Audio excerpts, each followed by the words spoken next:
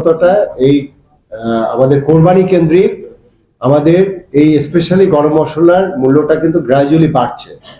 এবং আমাদের অন গ্রাউন্ডে আমাদের আব্দুল জব্বার মন্ডল যেটি জানালেন এবং আমি চট্টগ্রামের খাতুনগঞ্জ আমাদের